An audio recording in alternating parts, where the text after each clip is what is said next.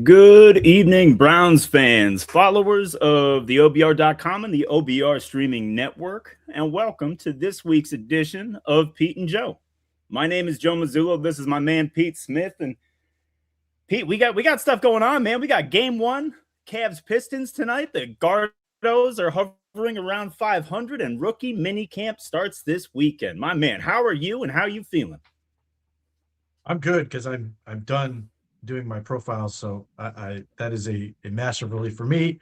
And depending on when you're watching the Cavs and the Guardians, the Browns are the best team in town, so you got that going for it. They haven't lost in a while. I'll give you that.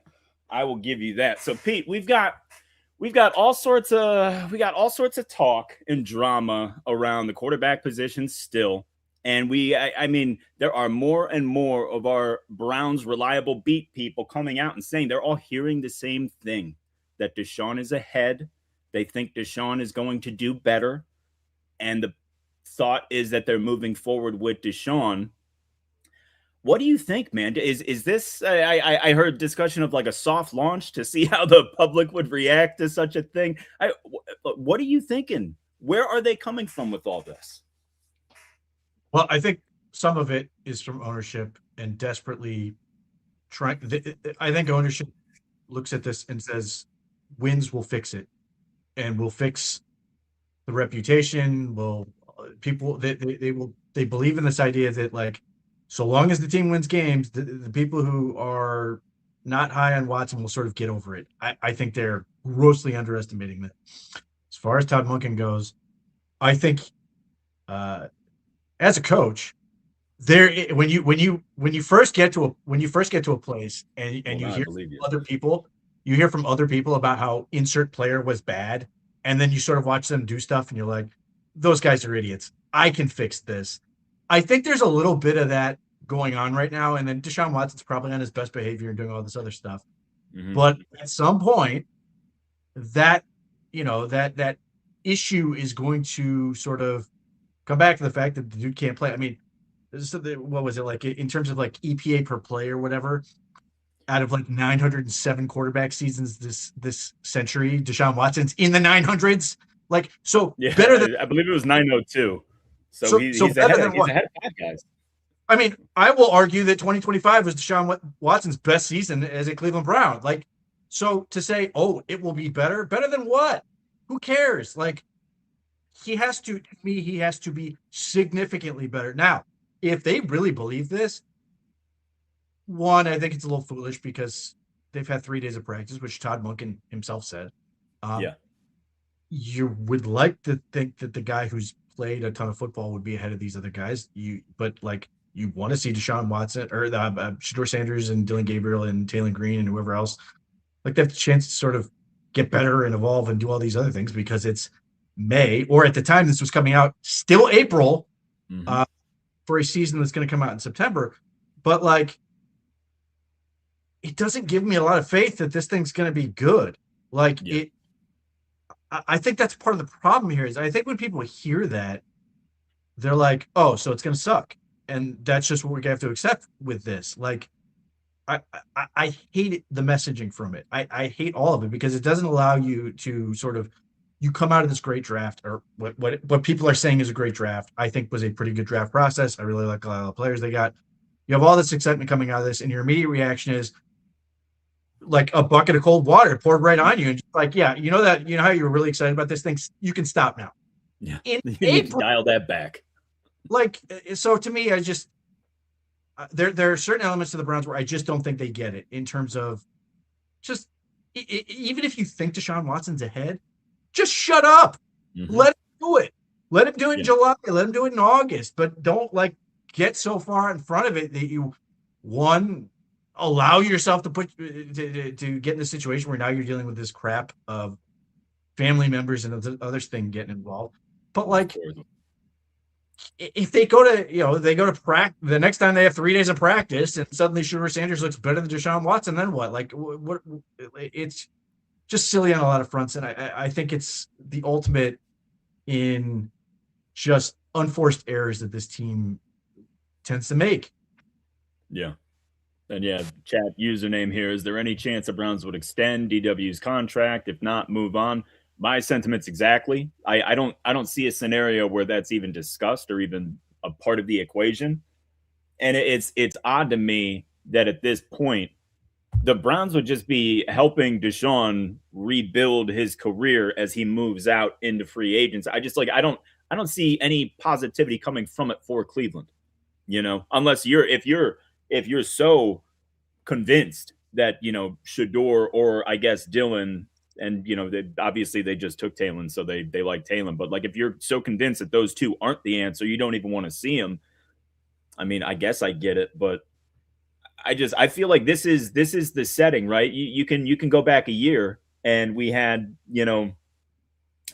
our beloved Browns beat reporter saying that Dylan Gabriel reminds him of prime Russell Wilson, and it's like that just like that's how this should be taken right now. Anybody saying that Deshaun looks like this, that, or the other, or he looks better than the other two, I would say, well, the other two were drafted later in the draft because they don't have the impressive physical traits that pop off film and pop off, that just like, shout to the skies that they're like God's gift of football. Like Deshaun is put together.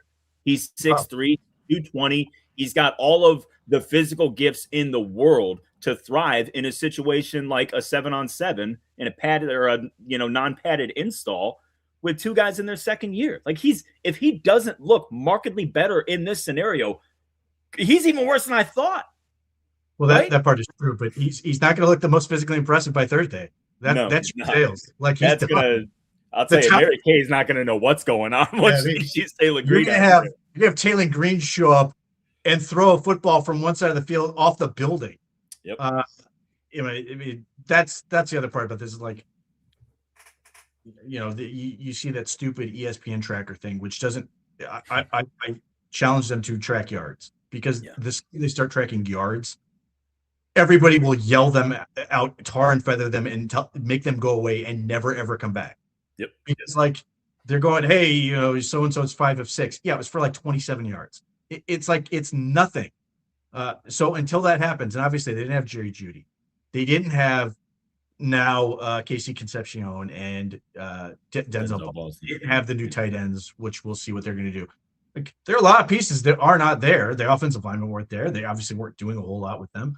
So I'm uninterested in this thing, other than it's saying to me, start studying 2027 quarterbacks and get excited because you're gonna need one. Yeah, no, I'm in complete agreement with that, and that's where my thoughts have been going towards anyway. But let's take it a little lighter because as you just brought up, we're coming off a great draft, right? And we've seen some pretty unique programming with a lot of behind the scenes stuff lately. And we have like a nice kind of peek behind the curtain of what happened on draft night and some of our options at number 6, and then some trade options that we passed on and everything like that. So I have a hypothetical for you, Peter. Say the Browns took Jordan Tyson at 6. What do you think they would have done with 24? Or how do you think they would have gone about getting their tackle? First, I would have been pissed, and second, I suspect they would have taken they would have moved up, and gotten ahead of potentially to take Monroe Freeling. They might have just been content to go get Max Hanachor. Mm-hmm. They stayed at 24, like they were in trouble. I mean, you're reaching on Lomu at that point. I don't even know if it's reaching, but relative to where he went, I mean, I think the Browns liked Lomu. I mean, I know the Browns like Lomu, but like to what extent? And did he have the exciting potential that a guy like a Hanachor had? Did he have, Monroe Freeling? No, he's certainly a talented player, could get a lot better. But I think at that point, like, and I said this at the time, like the second you make that pick, you had to start thinking about it. And the Browns were thinking about it with what they ended up doing. Obviously, they considered the possibility of moving up with Lemon. Mm-hmm. Obviously, we're a little bit nervous that Concepcion was going to get there. But yeah, I mean, I think the Jordan Tyson thing would have driven me nuts.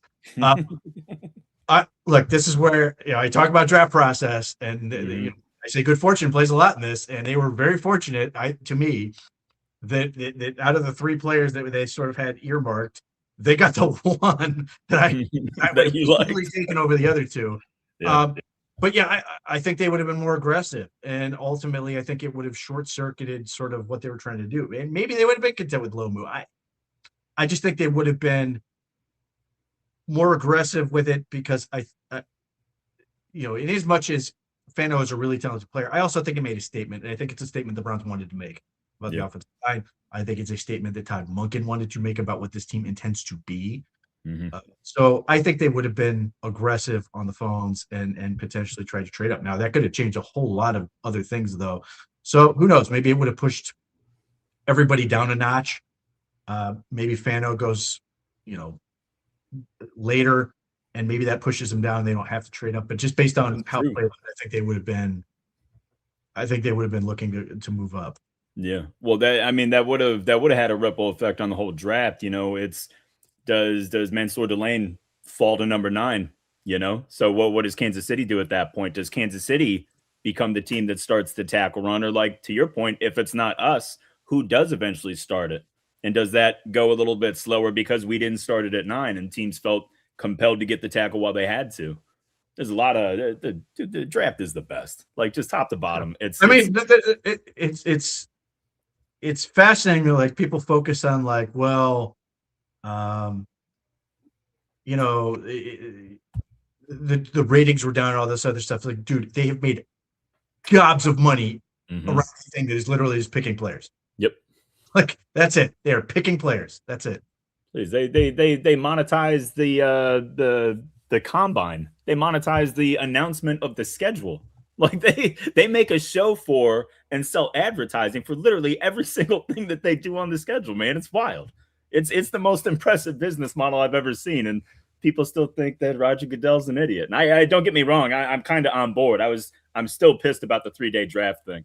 I would love to go back to the 2 12-hour sessions Saturday to Sunday, but I get it. I definitely get it. How about that trade down with the Cowboys that never was? That seemed like I don't understand why we would even consider that, right? Very proud of Andrew Berry's answer. It was terrible. It was awful. And the reason it was awful is because the Cowboys had nothing else to offer. Like, that was the best. That was about the best they could do. And it was just bad. Like, you're moving down 3 spots to move up 4 spots.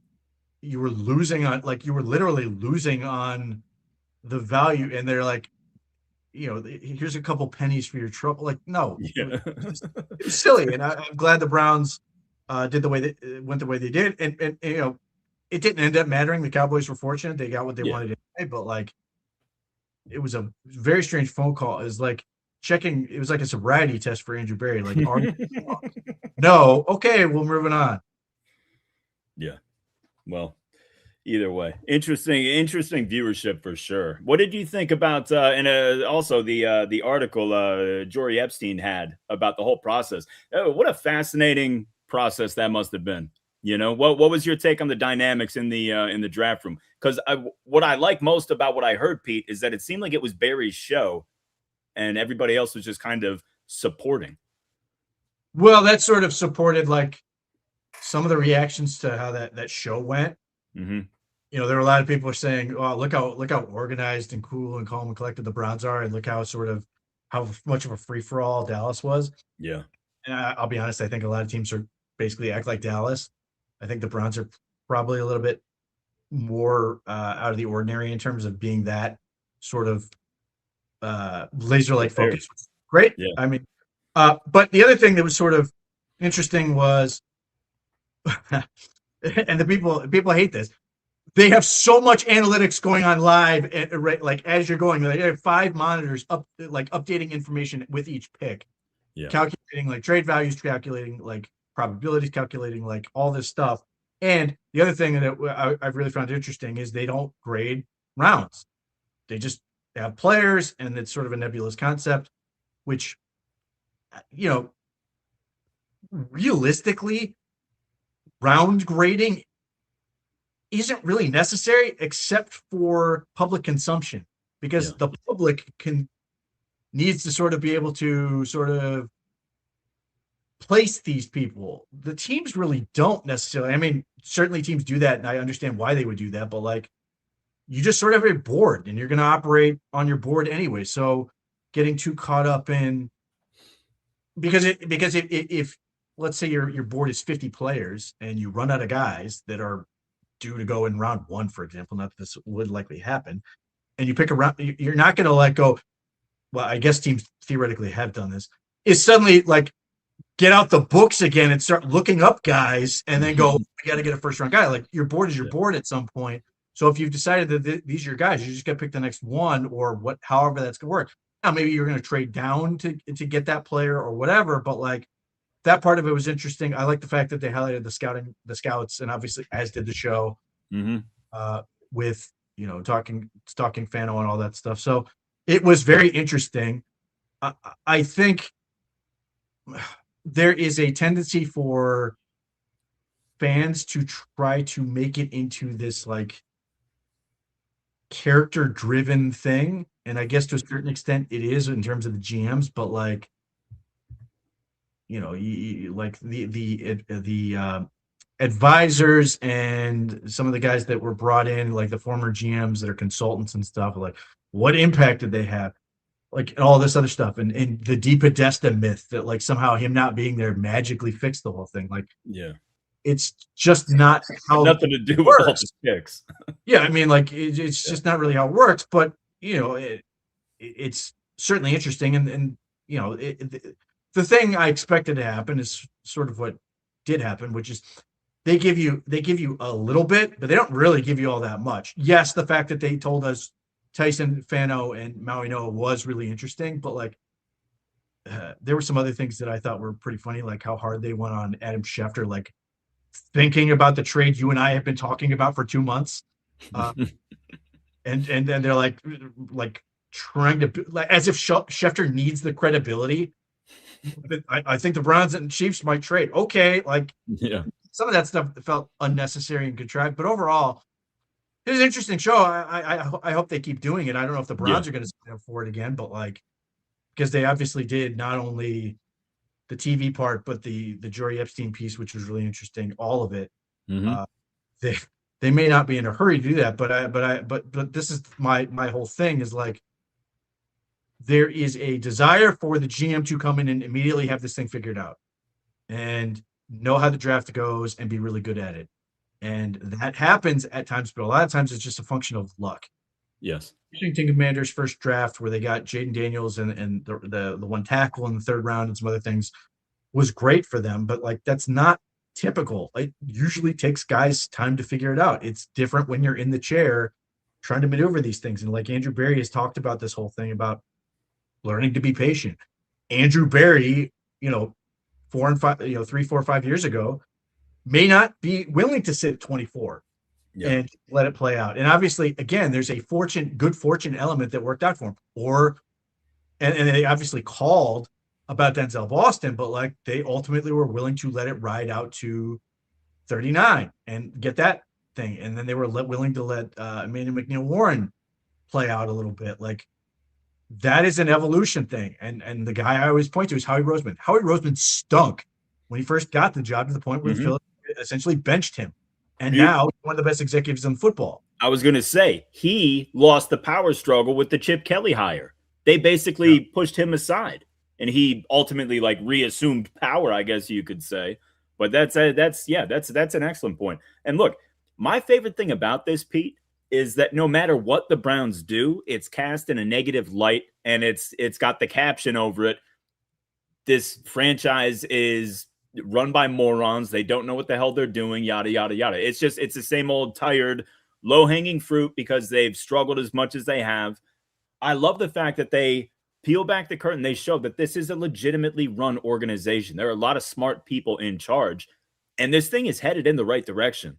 And Pete, as soon as, I don't know how or when, but as soon as this regime finds a quarterback, look the F out. Because they're pretty good at a lot of stuff right now. Well, there's two parts to this. One, I've consistently said, and I said this of Kevin Stefanski too, I think it's absolutely true. They are their best advocates. So when Andrew Berry doesn't talk, and this is why I think not talking last year was stupid on his part. It Yeah. allows people to fill in the vacuum, and they will say what they think and say it's coming from you. Not that this was like sources, but they will just say, this is what Andrew Berry is thinking because I say so and I'm on the radio or whatever, or I'm writing this, as opposed to Andrew Berry going out and saying it himself. Because Andrew Berry is a very smart guy and has a very sensible thought process. And when he gets to talk to people and gets to talk process, that's the other part. Some of it comes down to questions because everybody, well, what are you doing about this guy? And he's not going to tell you specifics on this, but like he will answer questions on how he thinks and how like they tackle different subjects, and he gives you really good answers. And like every time he talks, there's an element where people are like, even if they don't like Andrew Berry, because there are people who are predisposed to not like him, and that is maybe changing a little bit for some people. They're basically people who, even coming into this year, were ready to fire him, Joe Mazzulo, and then. Not that you were, I mean, there were harsher critics who then were then not only not put on my the whole fence, thing was if you fire all one, the way fire to the the other other. side of the fence. Yeah. To now go, Andrew Berry's job is safe all of a sudden, which I think is true ultimately, but nevertheless, like that's a pretty big change. So that's certainly a big element to this whole point is that Andrew Berry is really, really good at talking and selling what he wants to do. And I completely forgot what the other thing I was going to say was. It's all right. That'll happen. Look, I agreed on Andrew Berry, and if I could defend myself, I didn't want either guy fired. That's true. Until the end of this season and the end of the Deshaun thing, and just get that whole fiasco out, clean sweep, just get all of the Watson stuff out, fresh start. That's where I was. Now, I'm very glad that we haven't fired Andrew Berry. Very glad. I was super pissed we fired Stefanski and angry that we kept Berry. At this point, it looks like they know what they're doing. And it especially looks like Andrew Berry's coming into his own as a general manager. This is back-to-back really good drafts. The drafts he gets killed for the most, he had no first-round pick. In some cases, he didn't have a first or second-round pick, and he had to make do with what he could. I'm sorry, it's so hard to separate him from the Deshaun move. But man, it's just like it's a lot of good stuff mixed with just that absolute disaster. And it's going to be hard for him to ever get past that. It really is. Yeah, I mean, the Deshaun Watson, it's going to go on his professional, epitaph. I mean, there's no getting away from it. Now, if he has the opportunity, at least for now, to be the guy who made the worst trade in arguably professional sports history and won for the first Super Bowl in the Cleveland Browns history. Mm-hmm. If he can do that, both of them will be in the first paragraph of his statute. That or the other thing, but that's still, I mean, the part of that's fascinating is like even the people who are like saying that Andrew Berry should have been fired for this, which would have been entirely defensible, it's getting harder and harder to then say, well, the moves he's made since then haven't put the Browns in a much better position. Still ways to go, and the quarterback position is a significant element to that. Yeah. But, that was the other part. The quarterback thing. I mean, there are all these people who do dynasty stuff and some places at ESPN that are like arguing, if the Browns or the Jets figure out the quarterback thing, look out. So, the thing you and I had been sort of desperately pleading with this team to just get right may happen, which is I don't know who the quarterback will be that's a free agent next year or multiple veteran free agents that sits there and goes, man, I would love to go to Cleveland. Or you get rookies who are like, man, I could go, of all the places I could end up in. Yep. How do I manipulate my way to get to Cleveland or New York or one of those teams to really jumpstart my career, as opposed to, some of the other spots where they have major questions. I mean, Arizona, for example, has a ton of weapons, but they use two of their two of their top picks in the first 3 rounds to not improve the situation around the players that need it the most, namely the and the running back, which is a curious, a curious situation for them. But there are other teams like Miami Dolphins. If this doesn't work, they have some pieces in place, but they need a whole lot of work. I mean, receivers could be a giant question mark for them. That's one of the issues they're dealing with. Yes. So, yeah, I mean, if you're sitting there going, how do I make this work? If you're one of the many, many quarterbacks that's on this list of guys who could be really good, potentially of the 2027 draft, Cleveland looks like a good situation. Now, we'll see what these rookies do. We'll see if it's better, but like it's a much better situation. Yeah, I agree with that completely. And I'll just piggyback on this statement right here from Joe Mannix. I agree. Shedeur or bust until the 27 draft. But realistically, and I don't know. I tend to overrate the situation from time to time. But I look at what this team did last year, and I think the defense is likely to take, I don't want to say a step back, but I would not be surprised if there was some struggles on some form, or they just weren't quite up to the level they were a year ago. Just with the new coach and the new defense, it's always tough to maintain a dominant defense year after year. Like, it's just like we saw it in 24, right? Like 23 was amazing. Took a little step back in 24, but then came back strong in 25.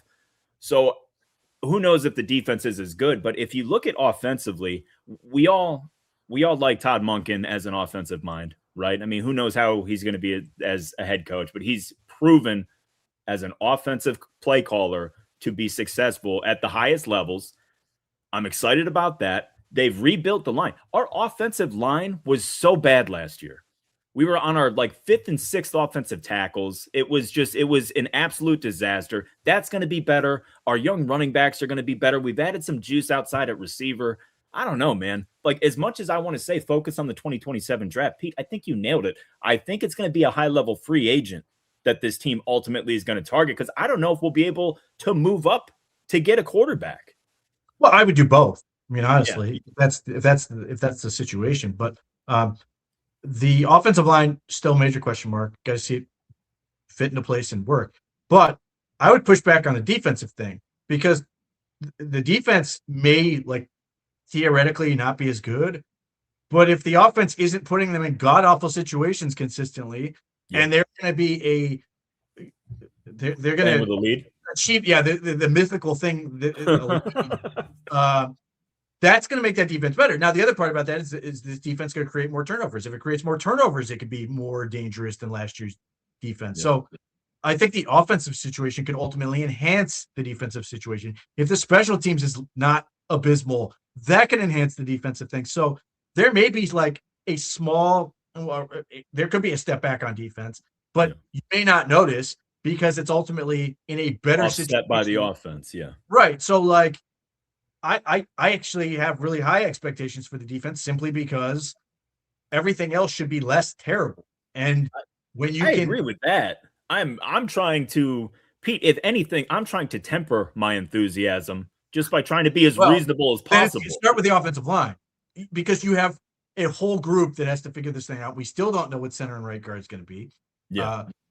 Obviously, but we do, though. We do. We know that it's going to be Elton Jenkins and somebody. We don't know if it's going to be Zach Sinter or if it's going to be Parker Brailsford or Whippler, or hell, is KT Levison going to move inside to right guard and find something? You're making my argument for me. The fact that I know Spencer Fano, Zion Johnson, and Titus Howard are locked in, and I'm sitting here going, well, if Parker Brailsford is as good as he looked on college tape. But we're happy. We're up against Mason Graham and all this other stuff. But we're going to be comfortable and happy with at least one of those positions. And after last year, Pete, if you're telling me I get to go from having 3, oh my God, we're so bad at this position spots on the line, versus having only 1, I'm okay with that. I agree with you. However, for me, it's about timeline. Yeah. Because if for whatever reason, my continuous disdain for the Houston Texans, if the Browns say got Keelan Rutledge and you plugged him in at right guard, we would know right now who the starting 5 would be. And that is a huge advantage. The fact that you could just rep those guys and rep those guys and rep those guys. The fact that there is a feeling out process, and hopefully it's fast, but it may take until they have pads on because you have a little boy playing center. Yes. Yeah. Look, I was pleasantly surprised on tape with him. There's some things that I was very strange. He was the most surprising player I watched of the guys in terms of the stuff I saw versus what I expected. But having said that, like if we have to wait until Mason Graham is push pulling him to see if he can deal with it, that's going to be a minute. So the fact that those are unresolved then brings you questions, because obviously the center has to take a significant amount of charge of the group and all this other stuff. It just gives you more reason to be like, we'll see. So that's where I think the big pause is. And then obviously I'm extremely excited about Casey Concepcion and Denzel Boston, but not as much as Concepcion. But they're rookies. Like, what is it going to look like? Right now, I think Jerry Jeudy is going to bounce back in a big way, because I think these guys are going to enhance him significantly. I think Harold Van is going to be really, really good. Like, they have more weapons, but how is it ultimately going to, come together? And are those guys going to be able to hit the ground running like we hope? I mean, again, I think last year set some unrealistic expectations for rookies. I hope it's that clean again, where you sit there and go, Carson Washington, stud. Quinshon Judkins, in the offense already. Harold Fanning, stud. Like, it was just that easy. Like, that doesn't happen. And for the Browns, all we do, Pete, is bitch about the 2 picks that weren't amazing. That's the only thing we focus on. Yeah, well, it just now becomes like, oh, that's how it's supposed to go. This is how it goes for every other team in the league. And now we finally get, what does it? Like, he won Defensive Rookie of the Year for a reason. Quinshon Judkins, if he was on a better team, might well have been the Offensive Rookie of the Year. And certainly Harold Fanning should have been the conversation, but he was in a historic tight end class. But like, the fact that those guys, like, Harold Fanning was barely 21, and he's like one of the best tight ends in football already. So Quinshon Judkins missed all that camp. It's still like, yep, I'm a good running back. So I'm hoping it's just that easy. Casey Concepcion, like, I hope at Rookie Minicamp we're just like, yep, that guy can play and he's gonna be a stud. Like, I hope at least one of them, right? We got a decent chance that one of them will emerge and be like a dude this year. Yeah, I mean, like, I have high hopes for both. I'm just saying the likelihood that at least one of them steps up is pretty decent. They're both really talented. I agree. Denzel Boston's one I'm particularly thinking people need to be conservative on. And it's not because I don't think he will be good. I think he could walk in the next year and get like half a dozen touchdowns. But it's the way in which he wins. I think people are going to sit there and complain and go, why isn't this guy doing, making explosive plays down the field and all this other stuff? That's not really what he does. Now, at the same point, there are people who are going to sit there and go, man, it's been great to have a guy who can get open and move the chains on third down, and we haven't had a receiver like that since, like Rashard Higgins.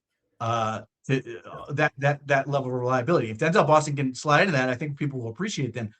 But then there will be people who sit there and go, is that all we're getting for a second-round pick?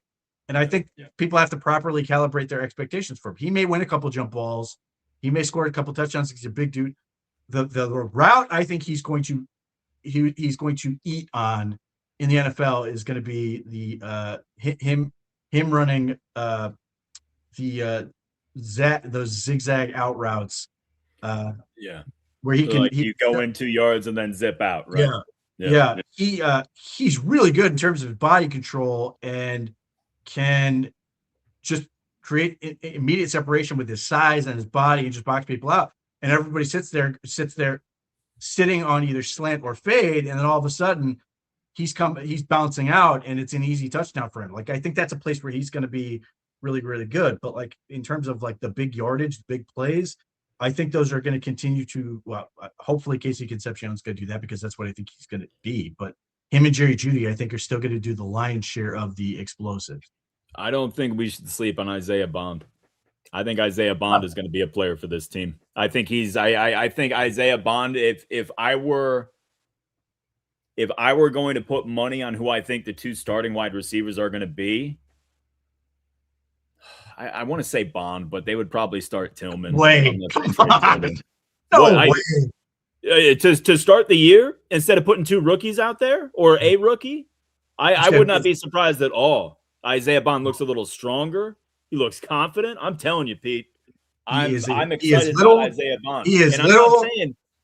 I'm not saying he's better than KC. I'm not saying he's better than Denzel. And I'm not saying he projects to start over them for long. But to start opening day, I could see that. I could absolutely see that. He is little and he's slightly stronger, but he's still little. I like him. I like Isaiah. Look, I'm that high on Casey Concepcion. Like, I am still sort of pinching myself that they got this dude. His team is incredible. He's just going to get open at will. No, like, but they're rookies, though. All I'm saying, if like week 1 opening day, it would not surprise me if Isaiah's the first one lined up out there with Jerry. That's all I'm saying. Is the game at home? Because I think people will throw things. Look, I think Isaiah Bond should be in the right place for Isaiah Bond, which is wide receiver 4. That's exactly what he should be. And he's going to occasionally, every so often, as long as they have a quarterback and get the ball to him, he's going to take the top off of defense. It's going to be awesome. First of all, Jeffrey, maybe show a little bit of patience. All right, he wasn't expecting the fastball from Gabriel on that. That's indefensible. He drilled him in his ear hole, dude. Like, you're on the goal line, turn around, catch the ball. I get it. I'm just saying there's going to be a jump, guys. But the one thing that I do want to stress, I am a big fan of what our wide receiver room looks like right now and what it has the potential to be.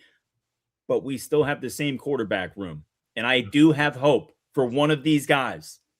I've got hope for one of them. Is it Taylor Green? It is not. Friday, it is not Taylor Green. I'm waiting for it. You're going to see some irrational, crazy takes on Taylor Green. Crazy takes, Pete. He's going to be on a mural downtown by the end of minicamp. It's going to happen. You're going to see some crazy local people go, how did this guy? He's going to kill. Air is in trouble.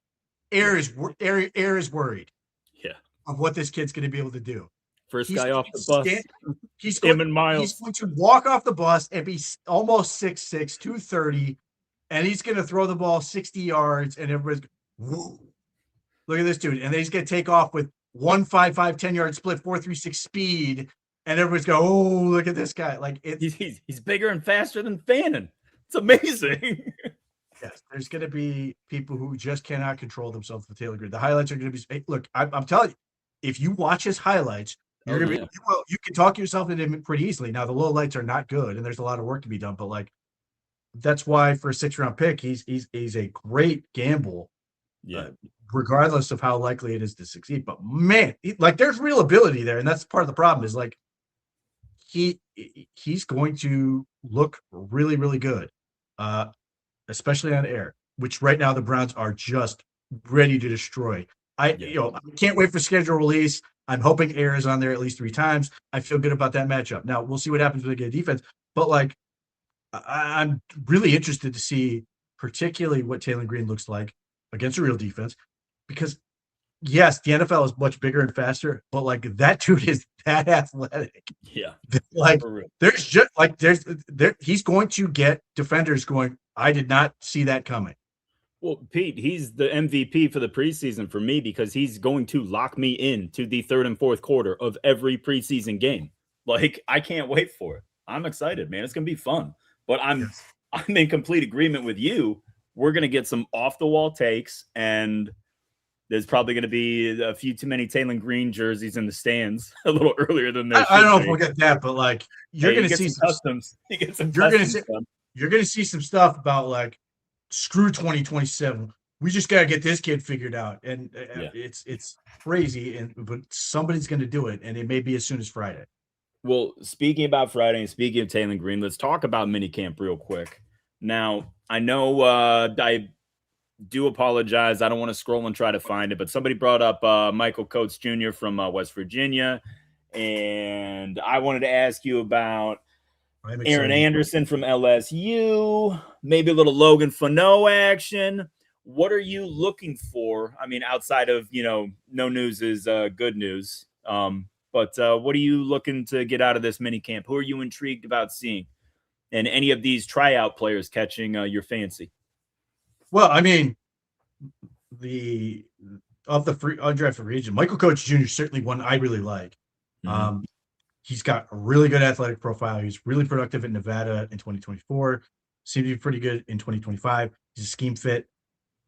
Theoretically could play a slot. I'm not convinced he's going to end up there. He might just be a boundary dude. I mean, he's like 5'10", so it's sort of in that uh, middle area where you could see it work out either way, but he's only played on the outside, so I'll be curious if that's where they, at least in rookie minicamp, I expect he's probably just gonna be out there. But like, there's a lot to like about him in terms of the way he plays and how he fits in this defense. Of the corners, he's the ones I like the best. Logan Fano is not my type, but there are people like Lance Zierlein who had like a sixth round grade on him, Mhm. and there's an opportunity for him to make the team. It seems like the Browns sort of the way this thing sort of worked out that they sort of left this sort of roster spot open as an enticement to get some of these guys to sign. Yeah. What I've watched, I need to watch more. Now that I'm done with all this other stuff, I'm gonna have to time to sort of go back and watch some of these. Tyreek Stepp's really interesting. He's a big kid, isn't he? He is big. He is extremely strong, and I'm not sure he has any idea what he's doing. But Yeah. like, That's intriguing. he rocks people back Yeah. with how he rushes, and like he's sort of interesting in that standpoint. And he's one of a collection of guys. Aaron Anderson's another one who were really good in 2024, or certainly at their best in 2024, who were not good in 2025. Mhm. Uh, and that's a big reason why we went undrafted. So it becomes a great opportunity if you can find something in them that's really intriguing. I think Tyreek Stepp's got a lot of work to do. And the other part about this is like, to me, I would like a pass rusher. Mhm. I don't know that either of these guys are that, other than Tyreek Stepp will just go Bull through the rush. defensive linemen Yeah. as opposed to go around them. Fano is the ones I need to do more work on. His athletic profile did nothing for me, and his two knee injuries don't make me feel great. Yeah. But like, he is a guy who's gotten some praise as sort of being like that journeyman type, but like it just feels like they got two more dudes that are sort of like Alex Wright and Isaiah. What we already have. Well, Yeah, I was gonna ask because it's like a little bit of redundancy with the defensive end depth chart there. But I mean, yeah. realistically, they went into last season with 5 defensive ends, you know. So it's like they could add somebody else. They could, whether it's they I hope. trade for somebody, or yeah, that's kind of where I'm at right now too. Because I feel like we have 3 defensive ends, and then man, like you know, that's like basing your week's income on a $1 scratcher. If you're bringing on undrafted guys that are tryout players. I'm so bitter that the Falcons stole away Cameron Jordan or whatever Yep. Yeah. his name is. Cam Thomas. Cam Thomas, like Mhm. legitimately mad that happened because he was good He was and for good. exactly what they needed. Um, I the Browns are clearly trying to find a fullback. Um, they signed one, Michael Michael Burton. Burton. Yeah. He's been in the league 12 years. I don't think Yeah. that's the answer they want. Mm-mm. I am really, really, really interested in TJ Harding, who is not a fullback. He's a running back out of SMU. Yeah. But I go back to his profile at UCLA, and he was an incredibly productive receiver. In fact, UCLA in 2024, I think it was just garbage as a passing team in terms of weapons. It was a tight end I was actually kind of interested in bringing. I don't even know what happened to him. But he was second on the team in receiving yards at running back. So he's really good at that. He's got good size. At 6 foot 220, people sort of bounce off of him when he carries the ball. And I can't help but wonder if they sit here and look at him and go, we could easily put 15 pounds on this kid or 10 pounds or whatever it is if he blocks, and he could They have be a little weapon. old West Coast fullback who just can do the fullback stuff and then release out of the backfield and just get easy, cheap yardage. We'll see if they do that with Carson Ryan. I'm less inclined to believe that's what Carson Ryan is going to do. I think Carson Ryan is going to have a lot to do. I really, really, really like Carson Ryan. I like him a lot better than the other tight end the Browns drafted. Uh, Are you So not intrigued by Royer's athleticism at all? He looks good on tape, Pete. He looks smooth. he's not athletic. You He don't think is. so? He's got decent body. He moves well for a big bodied kid, man. He's very good in terms of like body control and his cuts. And part of that is because his legs are. He's got little legs and a very very large torso, and so he's got pretty good handling, and it makes him look like he's moving really fast. He's not, but he does get open and he does do things. My thing with Royer, he's my least favorite. Maybe him or Jefferson are my least favorite pick. I think the best case scenario is like the Browns need Royer to come and be good right now. Yeah. They drafted him to play this year. And if he can't do it, he ain't going to be here. Because I think what's going to happen, one, he doesn't block or doesn't want to block. We'll see if that changes, but I don't think it's going to. He's practically a PhD in football at this point. Played 6 years. But if he can come in and be a wide that can catch and make plays in the passing game, like he's going to have a role.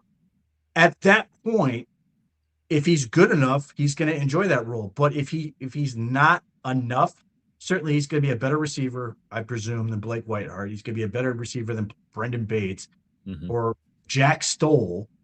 But if he can't do that, everybody's immediately going to be talking about, well, they need to upgrade that position. And that's where I could see him sort of be very short term, because if he doesn't block, the other thing he's going to have to figure out is playing special teams. He doesn't have a lot of experience in that role, that world either. So, obviously this comes down to Andrew Berry's sort of confession that he misread the tight end market, even though I don't think he did. I think he played it correctly. But he was sort of left to what was left, and I'd rather he do that in round 5 than do that in the other. So I understand why they end up with Royer. I just think it's going to be a very short-term solution unless he can sort of surprise relative to my expectations, and we'll see. I mean, I hope so. And if he wants to, he can come on this show and tell me I'm an idiot. I'm perfectly fine with that. Well, I'm not. I won't stand for that sort of thing, Pete. You know that. I got your back, buddy. But go ahead. No, go ahead. Yeah, I insist. I just there's a narrow role where he can be really interesting. Like the one thing I will say for him, he boxes out as a receiver well. Like he knows how to use his body, and he is pretty good after the catch for all of his like unathleticism. Yeah, I mean, like a lot of it's because he's wide open. But no, I know.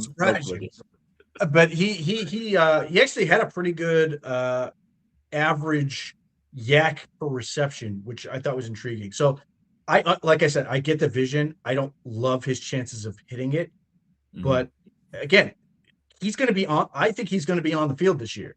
It's just a question of as long as he's not completely terrible, he's going to get a shot. So like it's going to be a lot like theoretically Shedeur Sanders last year. He's going to be on the field at some point. What he does at that point, we shall see. He could be a nice little weapon. He could be just a complete washout, and then we're talking about trying to get another tight end this year, and you're going to have crazy takes about, when people are proclaiming, no, you don't need to draft a quarterback, Taylor Green, and then get like Jamari really good tight end. Or trading Stukes from LSU, and let's really do this thing.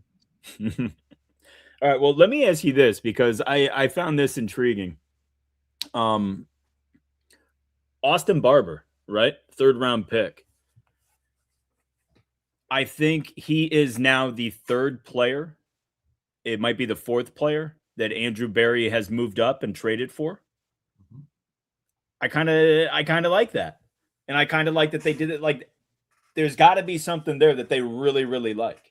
Oh, I like Barber a lot. I know the Browns were enamored with Markel Bell. I like this kid better. Yeah. And it's not if I could get pro day Markel Bell all day long, sign me up. Pro day Markel Bell is a force. I watched Markel Bell on tape, and I'm sort of like, where is that guy? He's just standing around watching.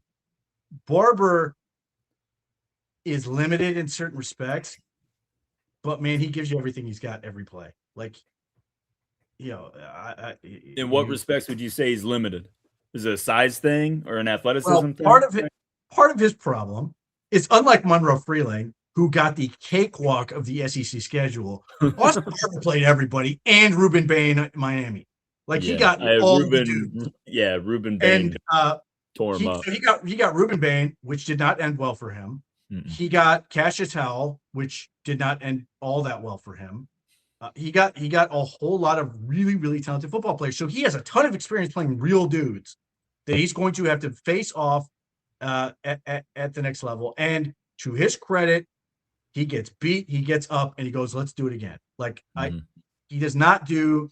I'm gonna stop bringing this dude up as an example, but you know who I'm thinking of?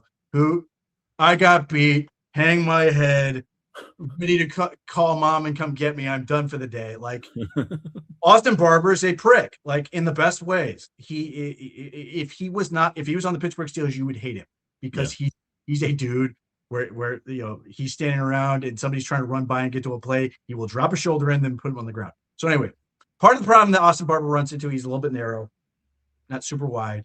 He's got good athleticism, but occasionally, because he's trying to like figure out what the defender's doing, he'll stop his feet and sort of get beat to the outside. But the biggest thing he runs into, and Ruben Bain just murdered him with this stuff, and it's difficult to block. It's also why I think projecting him as guard scares the crap out of me, is Ruben Bain set him up outside, inside spin move, and he's just like done. He was absolutely cooked. And part of this is Ruben Bain is super strong. But here's the thing.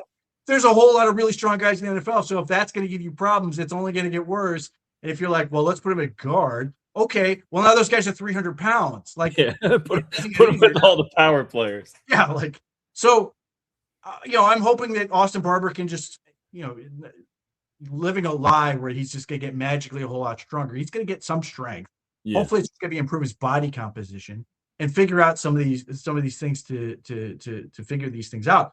But one, he gives you all the athletic stuff that they want to do in the run blocking game. Like, he's really good in terms of he can go out and hit guys in space. He can do all the stuff that I think you're going to do. Like, he's a really good complement to what they're doing with Spencer Fano. If he can also figure out and become that right tackle. And the other thing that Austin Barber does is you will sit there and you can pick out these deficiencies he has in this game. But the thing you come back to is like his effort level and his give a shit factor is to a point where you're sitting there going, I think he's always going to be just a little bit better than whatever he has. And like, that might be enough. And so when LaCharles Bentley like compares him to Ryan Tucker, I get what he's saying, because the dude he's a dirty shorts guy who gives you everything he's got. And like, if I'm going to have a problem with like some of his pass protection stuff, okay, it's slightly easier. It's obviously not great, but it's slightly easier to manage some of that on the right side than it is on the left side, where hopefully the quarterback can see it coming, unless of course Dylan Gabriel takes that gigantic step forward that you of course said he's going to take this job over. And at that point, Barber is his blindside protector. So I'm intrigued to see what he does. And if the worst case scenario is he's going to be a swing tackle, okay, I am not ruling out the possibility that he can't get a whole lot better. I don't even say a whole lot, because he's not bad. Like, he's got a lot of really good tape. Well, I was just going to ask you, Pete. I mean, and obviously super early and everything like that. What about starting at right tackle?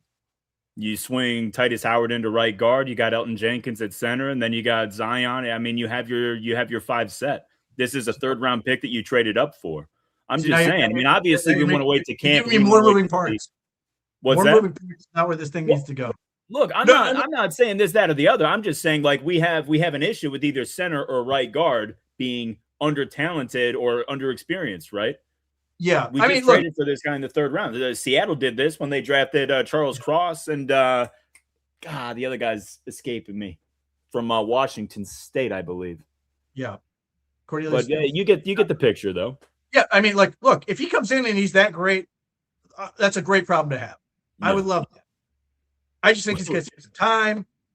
We would also be the most finesse line in the history of finesse offensive lines. I mean, and look, he's going to get he's going to get the right matchups for him. Yeah. If he's going to get like blown off the ball by Alex Wright, Isaiah McGuire, like, it's going to tell you real quickly he's not there yet. Now, that's not to say he can't ever get there. I wish they had more speed, and I don't know how much they're going to put Myles Garrett over there to like say, hey, because that's not really helpful to say, hey, by the way, hey, God wants to test you out. See how Good That luck. was my favorite thing that Spencer Fano said about coming to Cleveland. He's like, I don't have to play against Myles Garrett. He's like, that's awesome. But I do wish they had another guy that could do more of those things that like are pure speed. And that's sort of one of the things I hope they can still add, or maybe somebody's going to surprise me and do something else that like gives you another element, and maybe some of the blitzing linebacker stuff can do some of that. But like, because I think Barber does a better job at speed overall. But obviously, he was doing it against college guys. I want to see him do it against NFL guys. But like, he's going to get all the guys that we're worried about in terms of how are they going to hold him against power. They're going to get all the power they can handle in practice. You're worried about Spencer Fano. Myles Garrett is going to be across from him, seeing if he can hold up against power. If you are worried about Parker Brailsford holding up against power, Mason Graham is going to pull that dude and see if he can, or Kalia Davis is going to get that big barrel chest and see if he can hold up. And if he can, great, you've got a real player. If he can't, then at least we know right now, and we've got to sort of figure something else out. So these are the things I'm really curious about with Barber. How is he going to take coaching? And the other part, like some of obviously the Bane and some of those other matchups were before. At some point in the year, he ended up with an arm brace on, and I don't know what he did, but obviously that's going to have an impact. But I like his feet. I like his overall approach. He's really smooth in his pass drops. Just high effort, man. Like, again, like this is the other part. I've talked about this before, but like, I think guys get too worried about pass protection and don't sort of offset it with run game upside. And what I mean by that is like, if you are maybe you're if on a dial 30-70 run block versus pass block, as opposed to like the NFL where their inclinations go to like 95-5. If you're really good at running the ball and you keep the opponent off balance, it's going to make your pass protection life easier because you can keep them off schedule. You keep them out of situations where they can just pin their ears back and go at you. Like if the team has to worry about getting out and stopping these guys from running outside zone or counter and some of these other stuff, or they're worried about play action, they have to they're sitting there thinking about all these things that are going on. That's going to help you. Like I remember when the Browns had Mitchell Schwartz, and like he struggled when the Browns were not able to stay on schedule. And then all of a sudden the Browns got pretty good at running the ball, and he looked way better in pass pro because he was out of so many situations where the defense could just be like, screw rules. We're just going to throw everything at you and you have to figure it out. Obviously he got a lot better from that, but like, I think that's the part that sort of gets lost. Like Spencer Fano is going to be a better pass protector because he's a really good run blocker. Just by virtue of those elements, I think that part can help you out a whole lot. And I'm more inclined to be like, yeah, get dudes who are like dogs in the running game who are going to block their ass off consistently. And then, yeah, maybe they have some stuff to fix in the pass protection game, but don't treat that like as an emergency, because as long as they're good at the run stuff, it's going to make their life easier at pass protection, and they can learn how to be better in pass protection, or at least you can try to coach around some of those issues. Well, and you brought up a good point, because we're so conditioned right now to watching not even a one-dimensional offense, a zero-dimensional offense that basically you knew exactly what they were doing every play because they were going to try to run. As soon as they put you in second and third and long, they were going to have to throw, and it was a disaster. The offensive line was set up to fail literally every single Sunday. They couldn't run block because there'd be 9 guys in the box when they tried, and they couldn't pass block because nobody could get open and the quarterbacks weren't quick getting rid of the ball. It was just like, it was a disaster. I feel like the offense as a whole, just having more balance and more threats throughout it, is going to help the offensive line so much. Look at Joe Flacco against the Bengals. When we saw the Bengals, I mean, night and day. It's not difficult to figure out these things. And for them, it was Jamar Chase and T. Higgins suddenly made it so they could do all kinds of stuff in the running game. And the Pittsburgh Steelers are like completely screwed, which is why Mike Tomlin was so bitter at Andrew Berry, which is really funny that now Mike Tomlin's going to be working in TV and Andrew Berry is now looking great right this second. What Tony Grossi called the second worst trade in franchise history. But like, it's a night and day. And I'm hoping that we can see that whatever Sanders or Dylan Gabriel or Taylor Green are, that it's going to be a similar difference relative to what we saw last year, just by virtue of the other stuff is at least Passable. Even if it's mediocre NFL level, that's still like Two a steps ahead. major uptick. Yeah. Let me ask you this. So we talked about Michael Coates, right? Let's talk about the cornerback position in general, Pete. For me, outside of the obvious, which is quarterback, we're going to get at least 2 corners in the draft next year.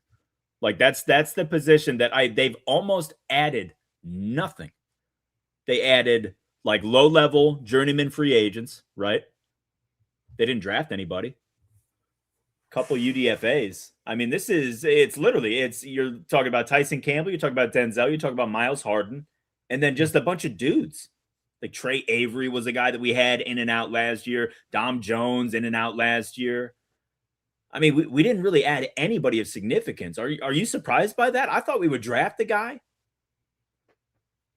I'm surprised they didn't draft anybody, but then I'm surprised they didn't draft anybody at edge either. But like just by virtue of those being super premium positions, but like then they do the thing where they leave a hole and then attract what they hope are good undrafted free agents. And if one of those guys is successful, I'll put my money on Coates at this point of the guys. Then like great, it's like a redraft you added. Yeah. But like in terms of like pre-planning for next year, yeah, corner could certainly be near the top of the list. Edge could be near the top of the list, not because of trading Myles Garrett, but just because I want more edge. Yeah.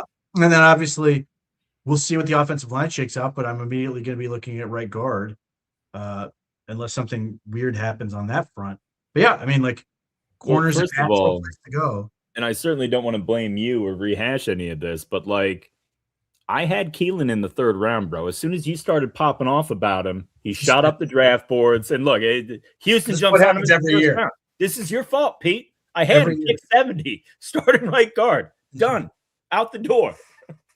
Every year that I will talk up guys and then they go super high. It's a gift and a curse.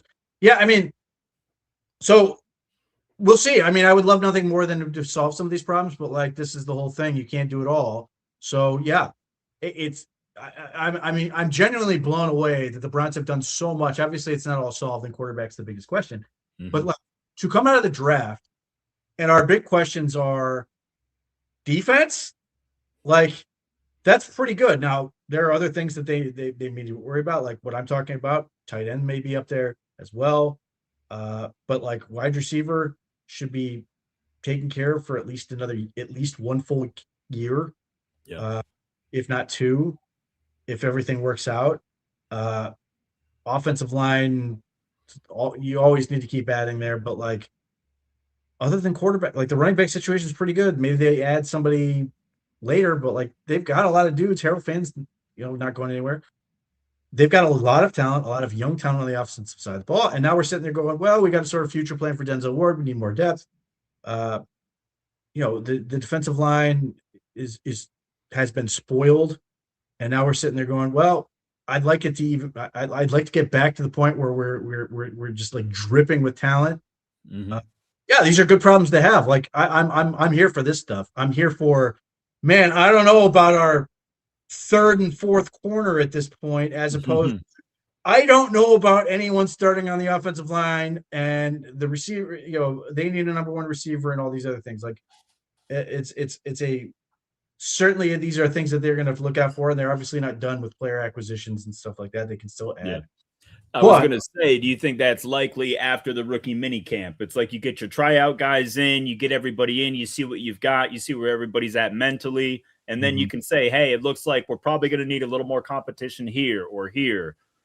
I mean, we've talked about, I would love to see them pick up the phone and get David Njoku on the line. Yeah.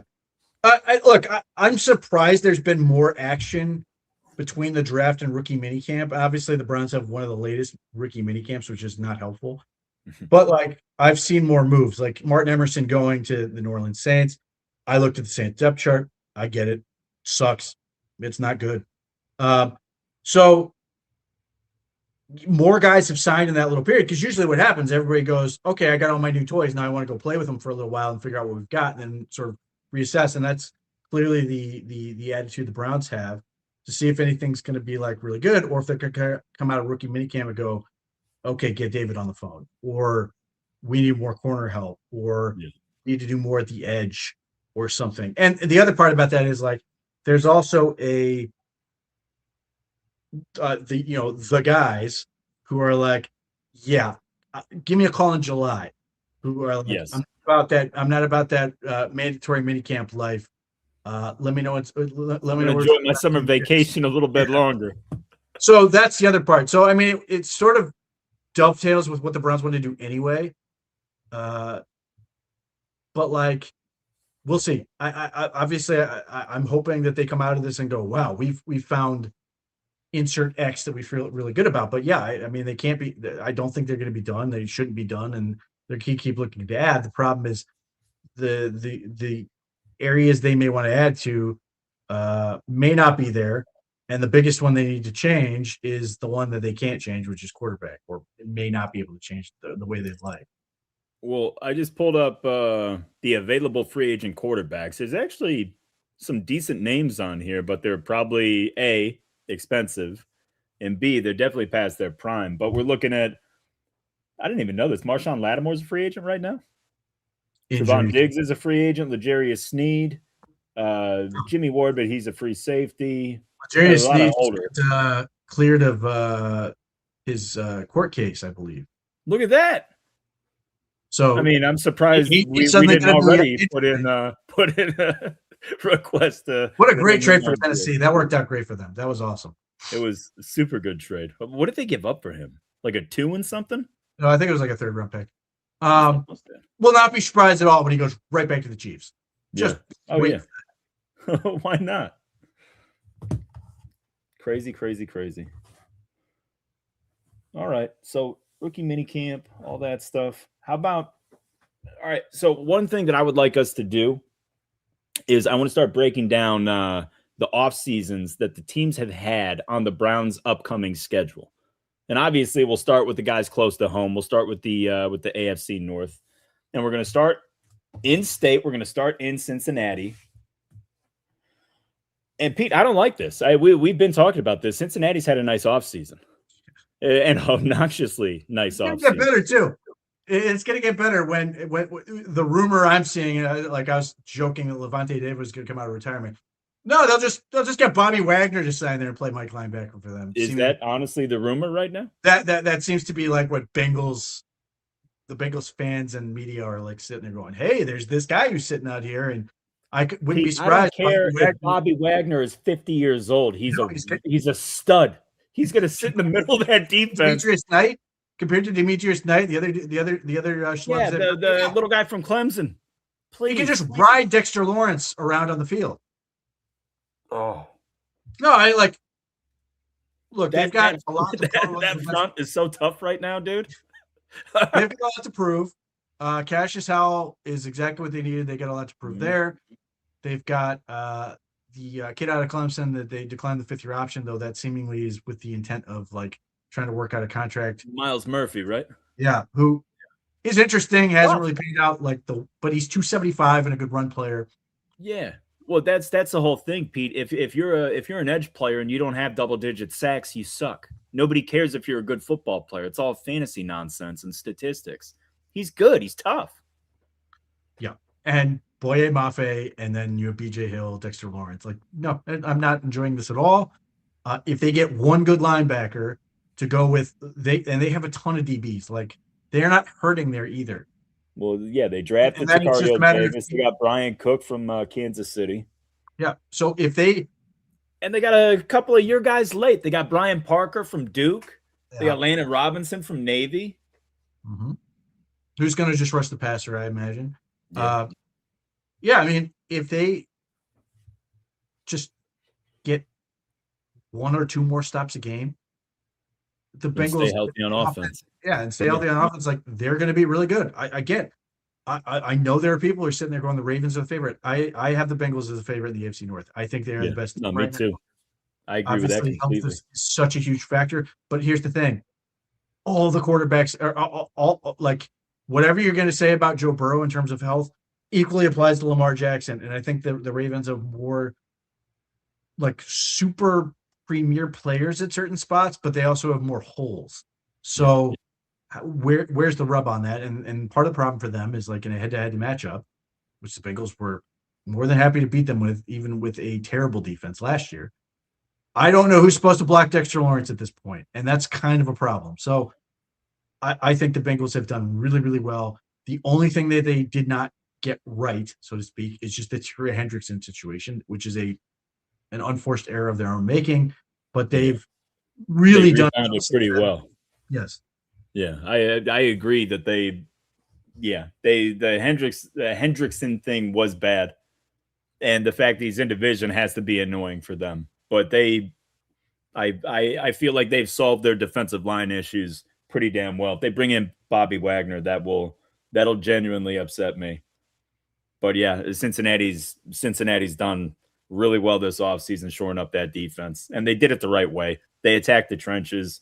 They've got proven guys. They added. I love Cassius Howell as a pure edge rusher coming in the draft as just like a third down guy.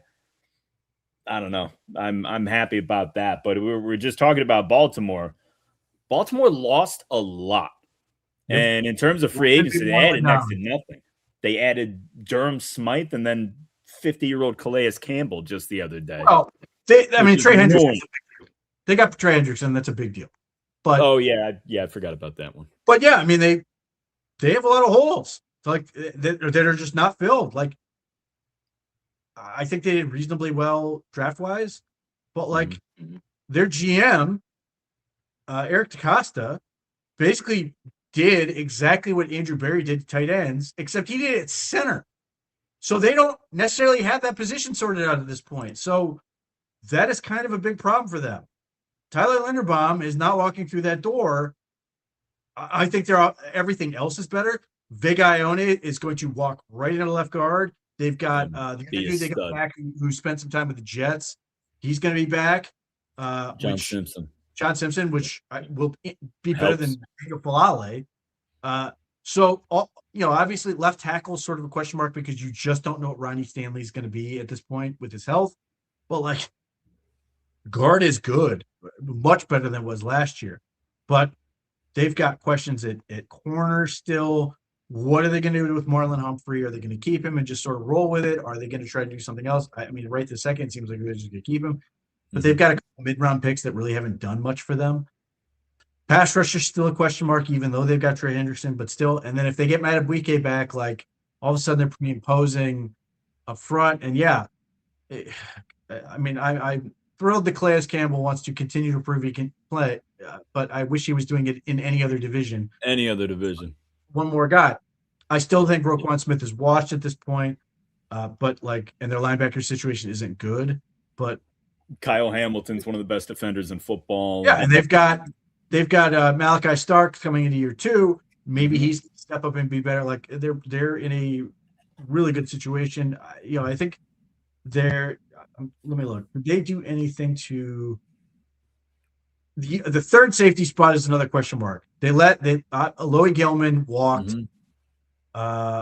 Went to Kansas City, which I think is a really nice signing for Kansas City. Yeah. So, do they do the thing with Marlon Humphrey where they try to make him the third safety and maybe that try to ease him into a new role and then extend his career? Yeah. Maybe that's a potential way to sort of do this thing, but they are in this weird situation where they really upgrade a couple spots, but they have some real work still to do. And again, it's May 5th. They've got time, but you're sitting there going, what is this thing going to look like? Because you could see some real problem areas if they're still really bad at center. A couple of these spots, they're just going to kill them. And obviously, Lamar Jackson's health is paramount. But same with Derrick Henry. When is that going to fall off a cliff, if ever? But at the very least, they made the line situation at least seemingly better. We'll see what happens with center. That it should maybe counter offset his decline, but it's coming. I mean, he's 32. Yeah. At some point it's coming, and I don't know that they have a great answer behind him. He's 32 with a ton of wear and tear on those tires. I mean, just look at his high school production. This guy has been a workhorse to like the nth degree since he was like 14. Yeah. So like I appreciate I mean, I'm not going to bet against Derrick Henry until it happens. And to their credit, they've done some stuff to try to safeguard it. But yeah, they've got some questions to figure out. Still really good. I still think they're a playoff team. Mm-hmm. And the other question, I think Jesse Minter will be a really good hire, unfortunately. I am curious about offense. Mm-hmm. Going from Todd Monken, who was really, really good, to uh, Declan Doyle or whatever his name is, who's sort of interesting but ultimately unproven.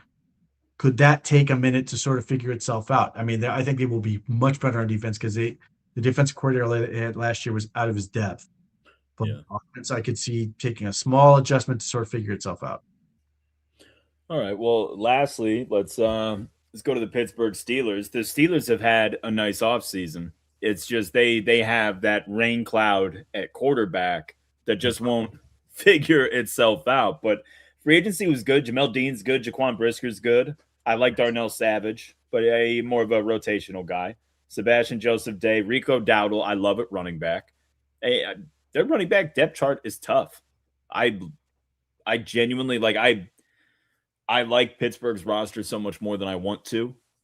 They are a little old on defense, and they're old and expensive on defense. But offensively, I really like what they've done. It genuinely makes me mad. Now, I think Aaron Rodgers makes them a very dangerous team if he can stay healthy. Yeah, I mean, Cam Hayward, enough already. Enough. Like, Just stop, dude. Like, right? I'm so tired of you being fantastic at like, what are you, like 39 years old? This is what, 45 years old? Like, and you're still good. It's like, stop. It's enough. Can Sebastian Joseph Day help them against the run? That's going to be a big key for them. And are the defensive tackles they've drafted, Keanu Benton and Derek Carmen, can they take another step forward? Can I.A. Black be more of a run stuffer? That is the thing that has just been killing this team. And if that situation gets better, then Patrick Queen, who has been awful, and I said it when it happened, it was going to be a terrible signing, and it's been a terrible signing. That dude sucked in college, overrated in college, overrated with the Ravens, overrated with the Steelers, and he just keeps cashing in. But if that situation on the defensive line rights itself, he's going to be better because he's going to be protected, be able to fly around, which is what they want to do. But the stuff they did behind him is irritatingly good. I don't know if they have necessarily a star, but I don't sit there and go, okay, you can pick on this guy. Like, everybody's pretty good. There's no weakness to pick on. Yeah, obviously we'll see what Todd Monken and the coaching staff is able to do in terms of creating matchups. But like, the Steelers just feel rock solid in the secondary in a way that's just like really annoying for a team that, like, historically that's been a thing you could sort of take apart. Like, they had, obviously in the past they had Minka Fitzpatrick and they had like Joey Porter Jr. or whoever, but there was always some like schlub you could find pick on. Maybe there's another linebacker you can figure out to pick on, but like, I think they're going to have more answers to get around it, which is just like irritating. I think that defense is going to be incredibly difficult for the Browns to deal with. Yeah, agreed. And again, you look at the size they have at receiver now. I absolutely love Max Ahanachour. I'm so annoyed by that.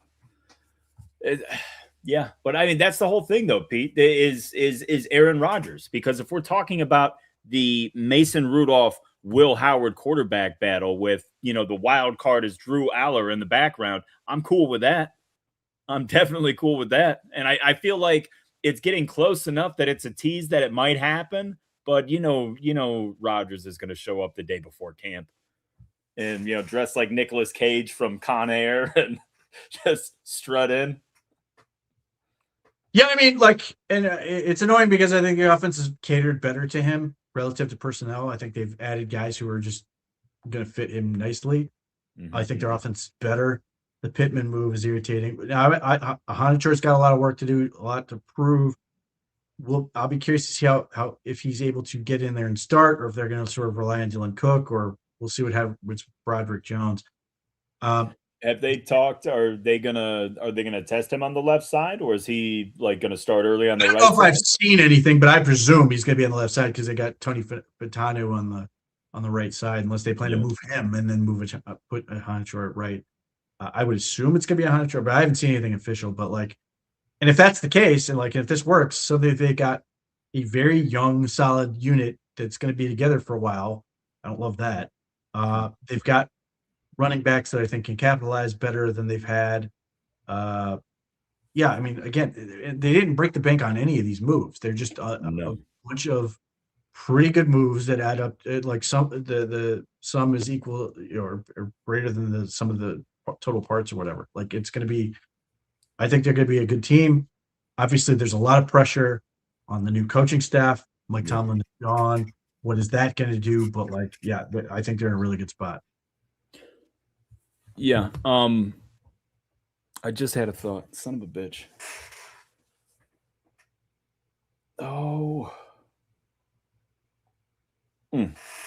It has escaped me. Yeah, okay. So let's talk about there has been a slight debate, which I don't think it's much of a debate, but let's go to Las Vegas real quick. Because it looks like Fernando Mendoza is going to be the first number one pick at quarterback to not start since Baker Mayfield. Do you agree with this move? Do you think ultimately this is what happens? How many games do you think it's going to be before they decide to go with Mendoza? And, obviously they signed Kirk Cousins to be the starter. I think it's going to depend. Like, I don't know how anyone is sitting there inspired by what Kirk Cousins has shown at this point. Yeah. And if Fernando Mendoza like comes in there and tears it up, like, are you really going to sit there and go, yeah, we'll just wait? I know. Look, overall, you could make that case because you're just like, we're not going to be good. So Yeah. let's sort of slow play it, and maybe that's the thought process. And obviously, they're paying Kirk Cousins real money, so there's a temptation to sort of like, hey, maybe we'll throw him out there and see if our line's good and Ash and Genty's good first, and if they get killed, then we'll just keep rolling them out there until eventually we feel like Fernando Mendoza, once they drag Kirk Cousins' body off the field, we'll throw Mendoza in there. I mean, I don't know what Clint Kubiak's thought process is. Like a lot of this is being attributed to Brady, right? Brady, which Yeah. I just don't know how realistic that is in terms of saying, well, Tom Brady says they're going to do it this way, so they're going to do it this way. Like, I don't know how much to believe. Now, obviously, everybody in the organization is messaging to this point, but if Fernando Mendoza gets on the field and looks really good, It's are going to be they tough going to keep him to off. stop him in favor of Kirk Cousins? And maybe that's the right play because, again, the Raiders are going to be terrible. Yeah. They could be better than last year. I mean, it would be difficult for them to be worse, but that division is not getting any easier. It's still going to be an absolute buzzsaw. And, you may be content to sort of be like, yeah, we want to know that Fernando Mendoza is a really good quarterback and he's the dude. But we also kind of like the idea of getting really high draft pick again because we want to, continue to build this thing out. And it wouldn't hurt our feelings if like Jeremiah Smith was out there to add to this team around him or something like that. And I'm not suggesting that the Raiders are tanking or anything, but I am suggesting that they may not be that their feelings may not be that hurt if suddenly their record is really bad, as long as Mendoza looks good and Ashton Genty looks rejuvenated and some of those, and Brock Bowers looks like, the dude, and that connection works really well. And some of those other things are working. I think they will be like, yep, we're cool with this. You guys can figure out the rest of it. And hopefully the record stinks. Clint Kubiak's got a little bit of a leash. Yeah. He's not 73 years old or whatever the hell Pete Carroll was. Champ Kelly seems like he's pretty solid. I don't know if he's great. And obviously, there's a whole bunch of players they didn't even use last year that they drafted. So they've got this sort of figuring out process. But like, there is certainly an incentive for the Raiders to be patient and be like, oh, I guess we lost a whole bunch of games. And oh, by the way, Jeremiah Smith, come on down and jump in Fernando Mendoza, or one of the, there's two Indiana receivers that are being projected to potentially be first round picks as well, so they could just reunite. Well, it's interesting though, because this whole like Brady ever since he stepped away has been on this crusade about how bad quarterback Oh development yeah, in the NFL is and all this stuff. he's And not wrong. I feel like Vegas is his organization at this point. I know he's not the majority owner, but like his Alex Guerrero, right? That's his bro.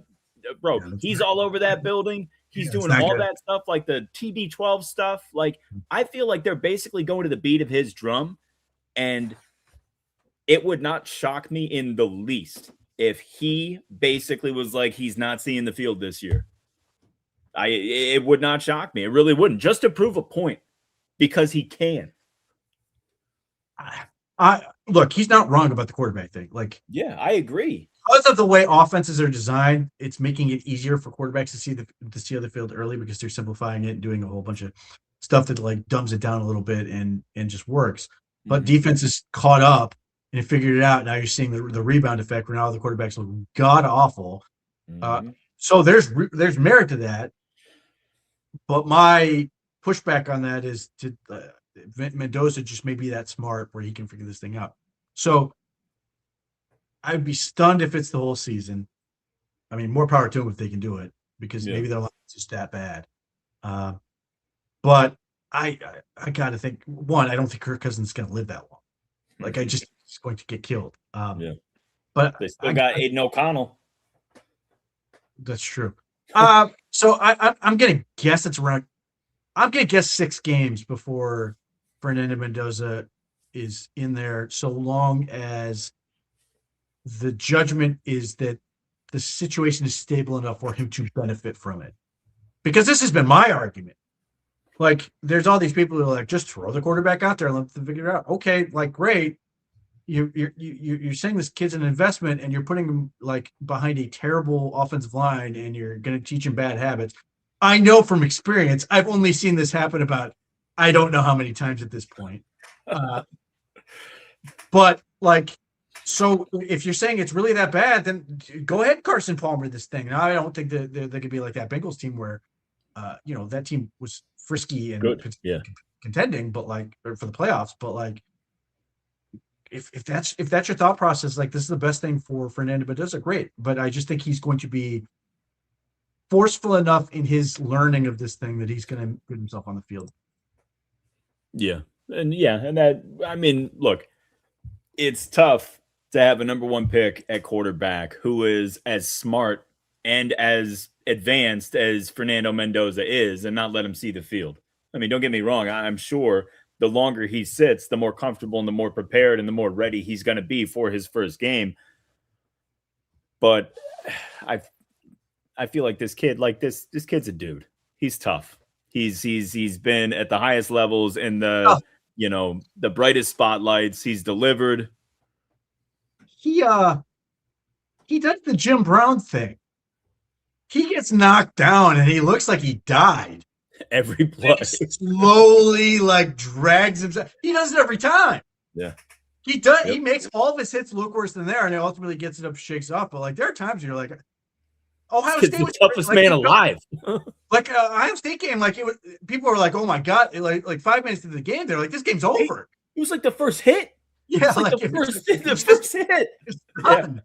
So, that's where I'm curious to know if like that if he's doing the mind game where he's like, if I slowly get myself up and figure it out, shake myself off, it gives me more time and maybe it'll translate to something. But he does always look like he's the straw man out there, just like putting it back in there to get up and go get it again. I thought you would like this. I mean, who doesn't like this? Any Jets fan. Jets. But look, man, I'm not ruling it out because I think Geno Smith's in a really good situation. They got 2 really good tackles. Yeah. They've got a bunch of weapons. I don't know how quickly they're going to come together. They've got to run. If he stays healthy, don't you think they could make some noise? I mean, I'm not saying they're going to compete for anything, but nobody's going to want to play the Jets. Well, it would not shock me at all if, like, suddenly they're in a bunch of shootouts and the Jets lose, like, 42-41. And, like, they're like, the way some people would play Madden would be like, I'm going to score a ton of points and just let the other team win. to get my draft pick. Like, Yeah. that Poor may be the Aaron Jets Glenn. play. We're going to score points and be exciting, and then ultimately lose. That would be Their defense is like not good. no, it's not. And they traded it. Well, no, they still have Will McDonald. Tavondre Sweat for Jermaine Johnson was interesting, but like it makes sense if they want to do some guys. more, odd man fronts.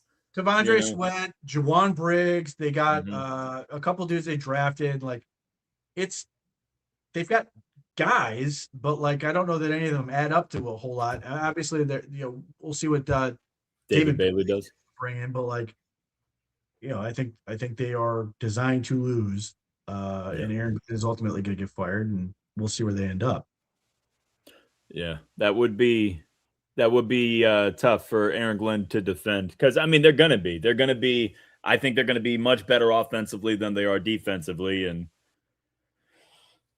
yeah, you know what though, like I mean they ultimately, like you said, they could lose a bunch of shutouts, but like don't you look at that offense and look the strength of their offensive line right now? And a quarterback like Geno, they're deep at running back. They've got couple of really nice receivers. I love their tight ends. I wanted Mason Taylor in the worst way last year. I think he's really good. Well, like, I don't play fantasy football. I just don't care. But will not be surprised if there are people like, I'm winning my league based on Jets garbage production. Just crushing it late, coming down 21 points, and Geno Smith just lighting it up to Garrett Wilson or Omar Cooper or Kenyon CD catches a big touchdown. Like, it's just like, I feel like you can get every single Jet in like the 8th round and beyond, dude. The only one you got to worry about is Garrett, but his injuries will probably push him to the 3rd or 4th round. You never know. Mm-hmm. So I mean, they're going to be bad, but like, to their credit, I think they're headed in a better direction. Dude, I saw this, and then I go check the score. We lose by 10. Come on, that's upsetting. That's upsetting. Oh well, whatever. Game 1, it's in Detroit. What are you gonna do? I don't want to veer off and talk basketball, but man, the bar the Cavaliers have set in this town for what's acceptable for basketball is astonishing to me. How we can be Browns fans on one hand and then Cavs fans on the other, and we're almost angrier with the Cavs than we are the Browns. Does that make sense? I mean, I think a lot of the frustration of the Cavs is how they lose and how they. I think there are a lot of people who just think they play an uninspiring brand of basketball even when they win. So, for me, like, I was thrilled and blown away by Jared Allen in the 3rd quarter of Game 7. Like, yes, amazing. Went Super Saiyan for the whole quarter and just dominated, which is great. But like, you watch them and like their effort is just not good, and then they're constantly getting down early and then trying to claw their way back, and like, so you sit there frustrated the whole time. Then they claw themselves within, and you're like, okay, this is interesting, and then they lose by 10. Like, a very stereotypical like road playoff performance for them, and that's sort of where people get really frustrated. You're sitting there and like people are hand-wringing you over. Well, Donovan Mitchell, wasn't very good. James Harden's doing nothing, and all this other stuff. So they're the most expensive roster in the NBA, and all these other. So I get it. But like, I'm not.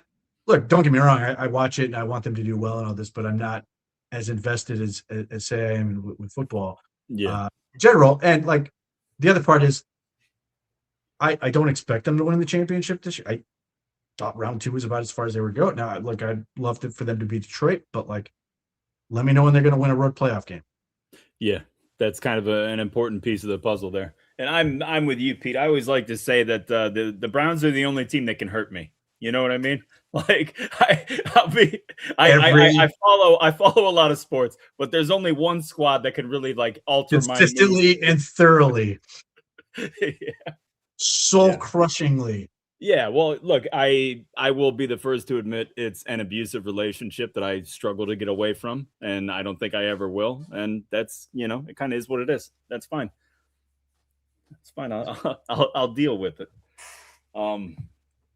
Golly. All right, so let's go back to Rookie Minicamp now. Well, not Rookie Minicamp. The next time the team rolls out for OTAs, are we going to see Quinshon Judkins in uniform, or do you think not until He training was in camp? uniform for the first one. Okay, just He was not not doing anything participate. other than jogging around. I Yeah. if I had to guess, he's not going to do anything until the June mini camp in Hmm. terms of like team stuff. I could be wrong because he looked really good in what he was doing, but there's no rush. Yeah.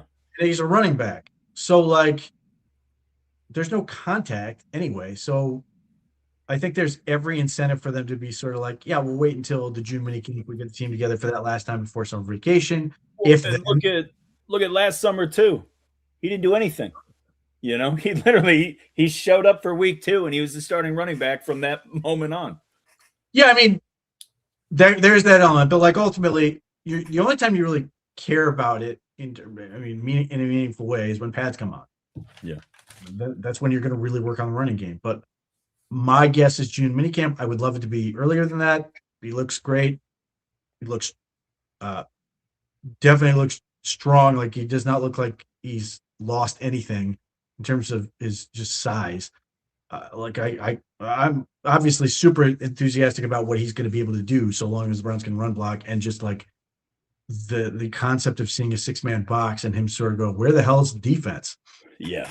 Well, that's the big thing for me too, and that goes for the whole running back room though. I think I'm probably higher on Rocket Sanders than most people. Oh, he's I good. feel like when we were at our worst last year, he was the only guy that could get things going offensively in those like last couple games on the ground. I mean, Dylan was a non-factor in the running game for the majority of the season, and Quinshon started off red hot, but once teams figured out what we're doing and how to easily take it away, they did. They did. But when Raheem Sanders, he ran very, very hard against the Steelers and the Bengals, dude, like impressively.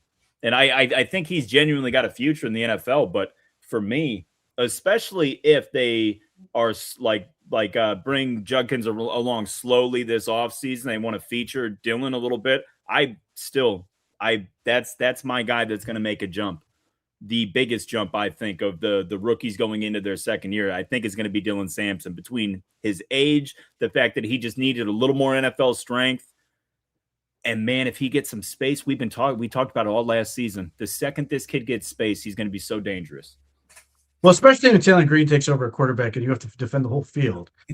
Yeah, he's going to feed. No, I mean, Casey Concepcion, Jerry Jeudy being able to stretch the field, Harold Fannin, Denzel Boston being able to take up a whole bunch of intermediate stuff. Like, he's just gonna be able to like get the ball and do stuff. Like, and that was not a thing. Guys were constantly in his face. He had nowhere to go. But yeah, I'm really excited about him. I think people grossly underrate him. Get 1,600 yards and 22 touchdowns at Tennessee his last year at 20. Mm-hmm. As offensive player of the year. Again, I watched the Seahawks take Jerry Price in round 1. I think the Browns got the better running back in round 4. I hope he proves me right. And I think Raheem Sanders would have been drafted and probably drafted not high, not like, but day 3. Yeah. I think better than a lot of the guys that were drafted on day 3 this past year, and does more in the passing game. And it's just the fact he was able to find tough yardage, which is certainly a skill set. Now, we'll see what he looks like in round 2 if the Browns decide he's like a fit within the offense. But I think he has a chance to be a pleasant surprise, and people aren't sort of seeing it coming. How about so I saw somebody brought it up in chat a while ago, but we were on a different subject. But let's talk about Quincy Williams, who we got from the Jets, who's got history with the new DC Rudy. Mm-hmm. I really like this guy, Pete. I feel like every time I watch him and I watch the Jets, he pops off film. He's a violent hitter. He's fast. He's fun to watch. I think putting him next to him and Carson's going to be fun. That's a lot of explosive hits and a lot of speed. He does not shut up ever. We'll not stop talking. We'll talk to whoever and whatever all the time. He's an Energizer Bunny. I love his tape. Mm-hmm. I think he, especially if the Browns don't get more pass rush from edge, I think him as a blitzer is going to be a weapon. He just flies around and just causes havoc. I think he's a really just been a really good football player. And Obviously, he made All Pro a couple years ago. I don't know that he's gonna get back to that, but I think he's gonna be Yeah. decidedly better than he was like last year. Being in this defense, where he's in a great fit, and the talent's going to be upgraded around him. I think obviously that was a called shot. It wasn't like a difficult like match to make. That Yeah. Rudenberg would be the guy he literally called out in his press conference as being like this guy he had this great relationship with. Yeah. So yeah, I mean, I think obviously he has big shoes to fill, and that will not be easy. I mean, the Browns got an incredible year out of Devin Bush last year. I thought, Yeah. based on you could make the case he was a Pro Bowl level player or a Mhm. Pro Bowl season last year, just based on the numbers. But I think Quincy Williams is an element in terms of his ability to blitz, in terms of his ability to speed up the offense, which I think Rutenberg really, really wants to do. At least that's my assumption based on what Mhm. I've seen. I think he's a perfect fit, and I will be really curious to see just how much of his personality this defense takes on because, as I said before, he never shuts up. Yeah. Yeah. Which, hey, look, that's not a bad thing, Well, here's the especially thing. if you're looking for a defender that you want to just piss off the offense Yes. all Sunday afternoon. Hell yeah. I like that. Well, I, based on what I watched on tape with Emmanuel McNeil Warren, he never shuts up either because there's a whole lot of plays where he's putting the mouthpiece as he's moving. So I'm curious to see how much talking he does on the field. But like, yeah, you want defensive guys to talk. You want them constantly communicating. So like, I hope they are loud. I hope they're constantly talking because one, I want them to communicate because they need to do it, and two, I want them to not have stupid defensive breakdowns, which we've had.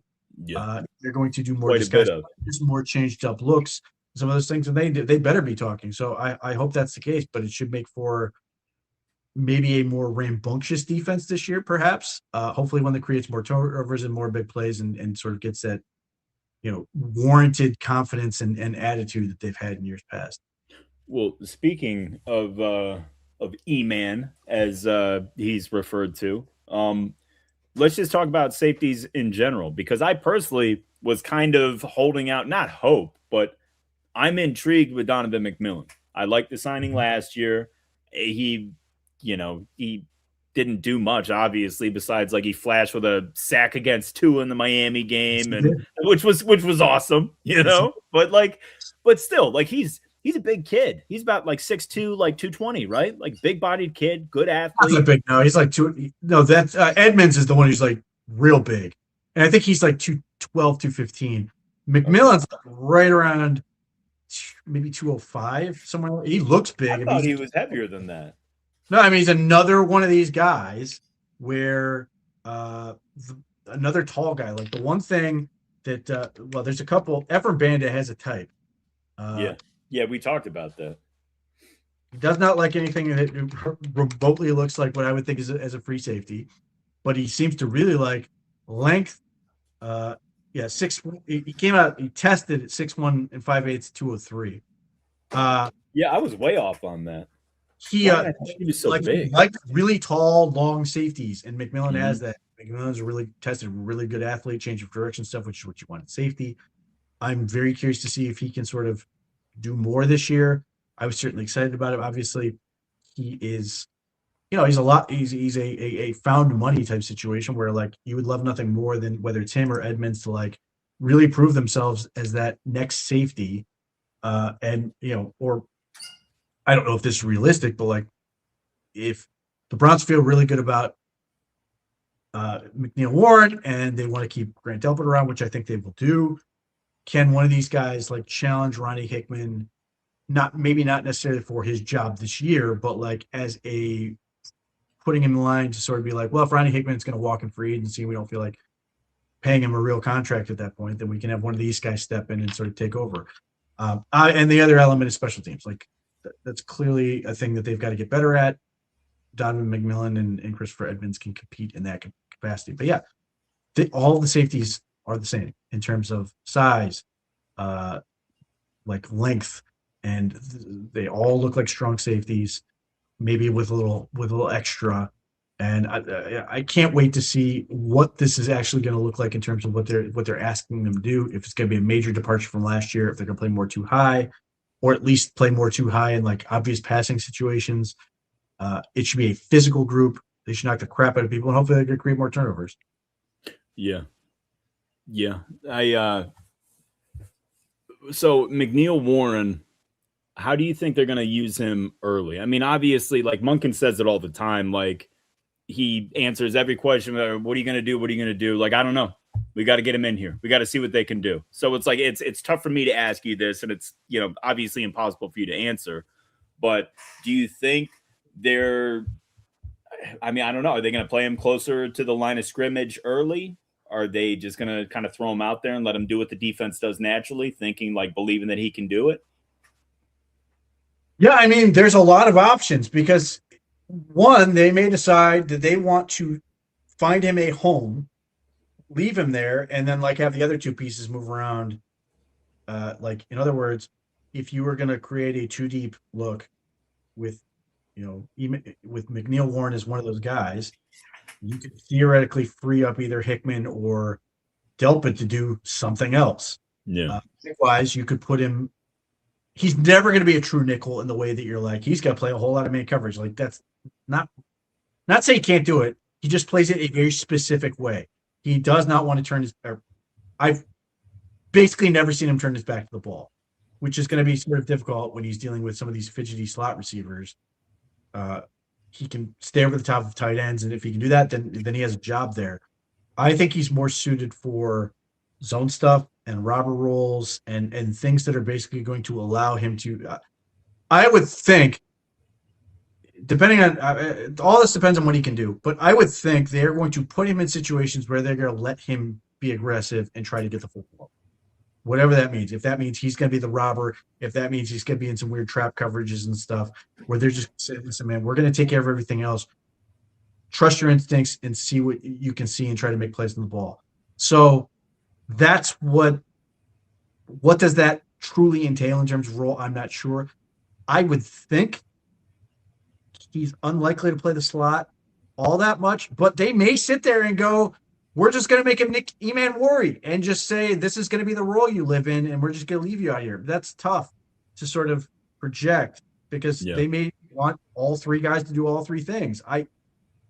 It sounded to me like they don't want to take that approach with Manuel McNeil Warren right off the bat. I think they want to find him a home first, but I don't know where that home is yet. And it might be the slot because they want to trust that Hickman and Delpit can do it. But if they're he's going to be on the field more regularly, then maybe Hickman becomes the third safety. Maybe that's a better role for him. There's a lot to sort of figure out with everything with McNeil Warren. But the bottom line is, I would think, based on what he does well, what he did in college, it's going to be find a way to get him in position to make plays on the ball. All right. Now, we talked about a little bit since we're on safeties, but, the two starters are in the last years of their deals, right? Grant Delpit was a 3-year extension he signed 3 years ago, and then Hickman's on a 1-year second-round tender as a restricted free agent. So it made sense that they were targeting safeties. We knew they liked McNeil Warren for a while now. I remember when he was first listed as a top 30 visit, I was shocked, frankly. But they were connected to him for a long time, and then on draft day we inevitably moved up and got him. So of those two, I mean, for me personally, I would love to extend Delpit again. I think he's excellent. I think he's a really good player. Do you think that's something that they're going to work towards? I think they will. Mm-hmm. I think the fact that Emmanuel McNeil Warren was able to be had at 58th pick or whatever it was actually makes it easier to do it because he doesn't have a very big contract figure. Sit here and go, well, they got Emmanuel McNeil Warren. Of course, that means that they're going to let Delpit walk or whatever. But the bottom line is he's going to make very low contract figure for 4 years.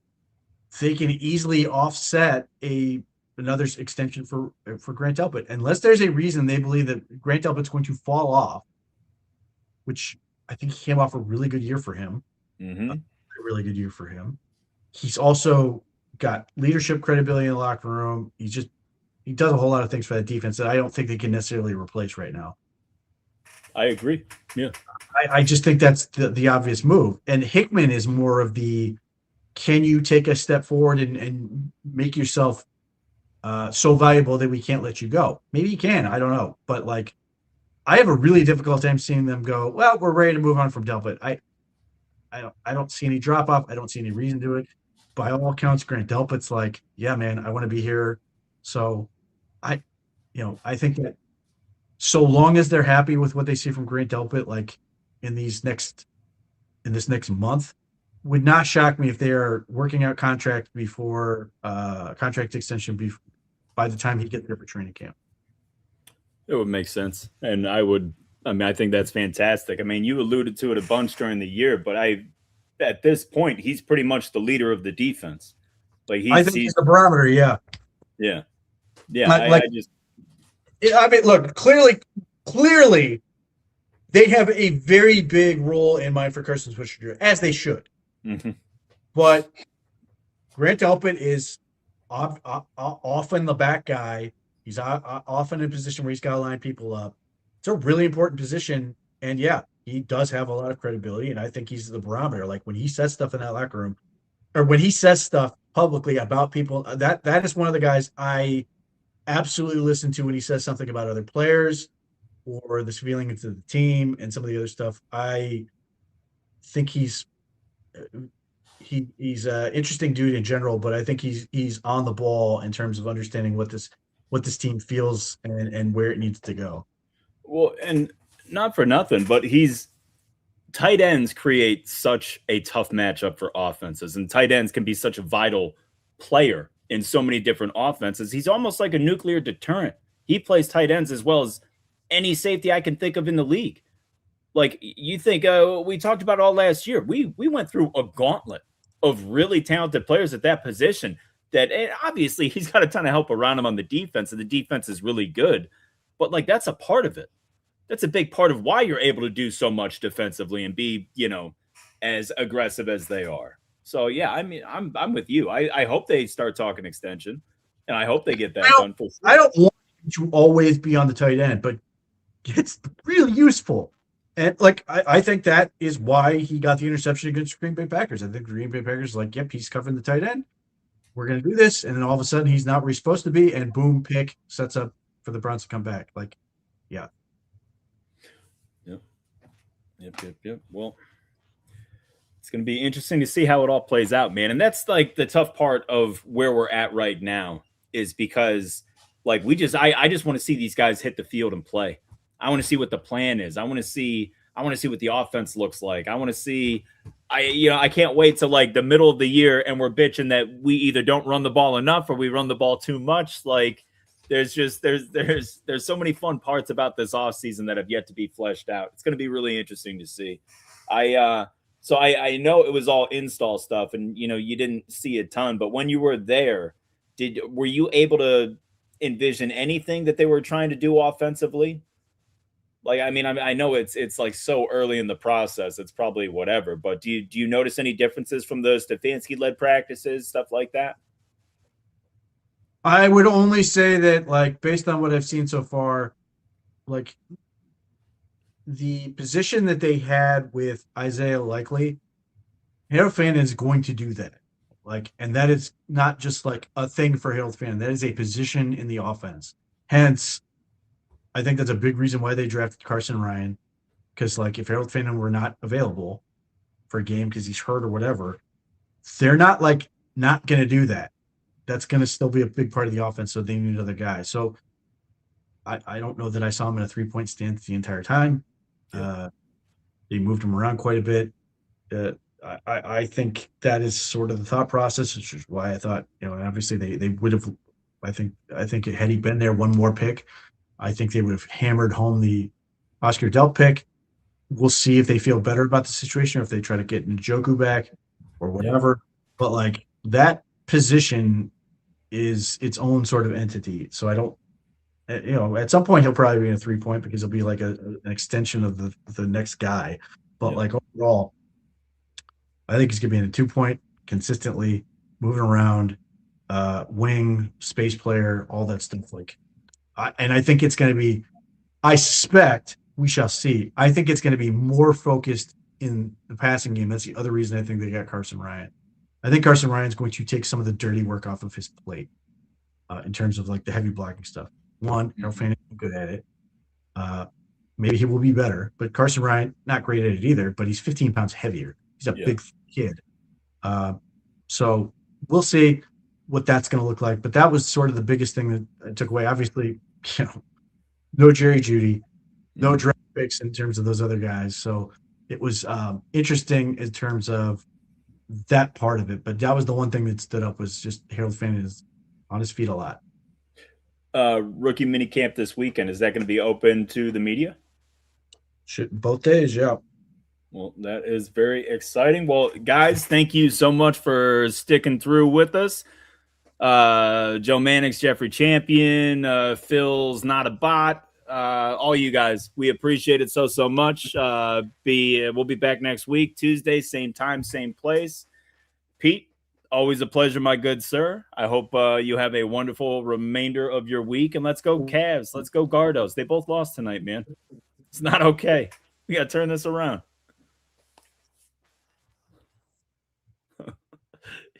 Either way, you guys take it easy. Thank you for checking us out tonight. Thank you to the OBR Network for streaming network for hosting us.